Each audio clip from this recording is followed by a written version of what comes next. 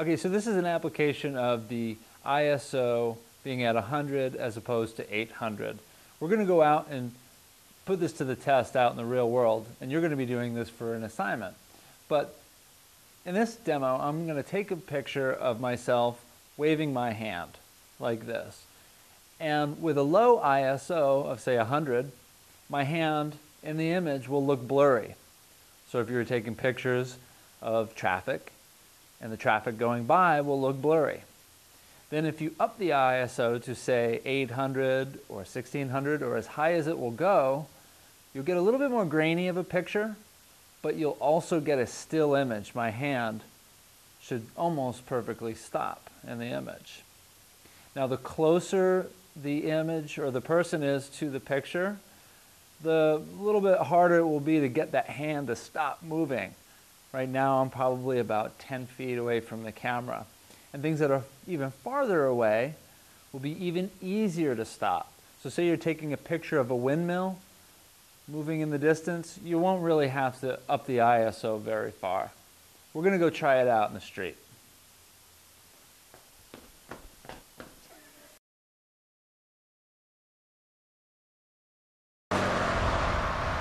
Okay, we're out here on the street and you're going to take a picture of traffic.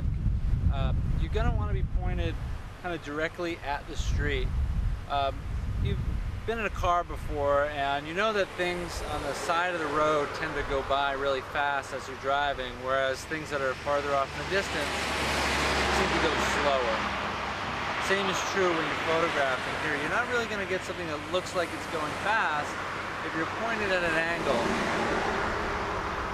Look back here. See this car coming? Can you see that? It looks like it's in the screen for a long time. But even though it's going fast, it doesn't appear to be going that fast.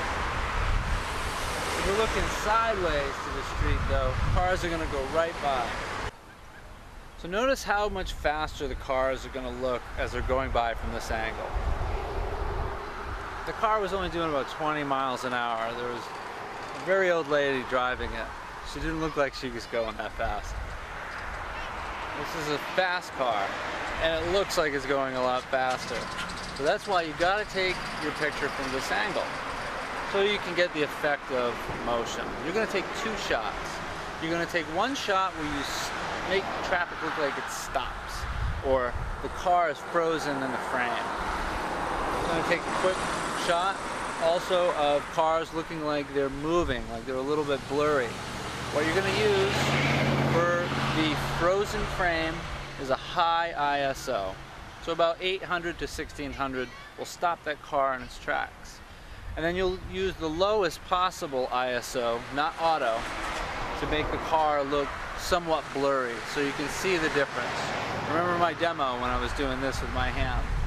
Now I'm going to use my SLR with a tripod because it's easier.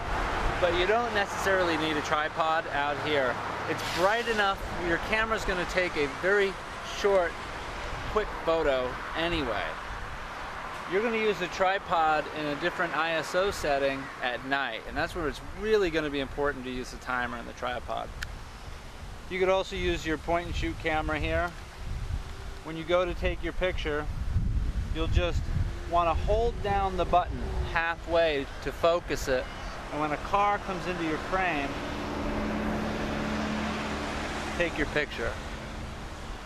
Once again, to focus your camera before you go to shoot the image of the car, hold the button halfway down. You'll feel it, it'll kind of stop. And then when you see the car, press it the rest of the way. That will focus right on the car.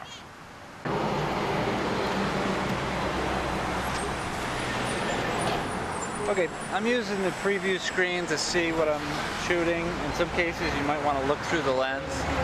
But here I'm going to shoot at a low ISO. My camera goes down to 100.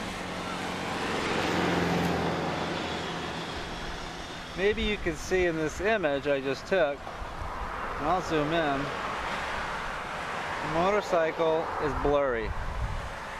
Does not look very good, it's not very crisp.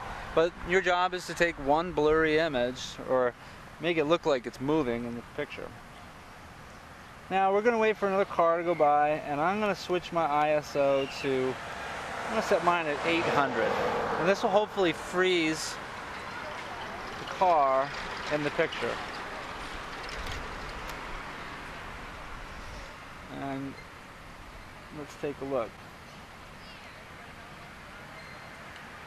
If I zoom in, using my preview, looks like that car is frozen in time. So your job here really is to use ISO to make a car look like it's blurry, and also to make a car look like it's frozen in time. You can always use the action setting. If you have that function on your camera, the little running man or person icon, you can use that to accomplish the same thing. It'll raise the ISO automatically and take a very fast picture.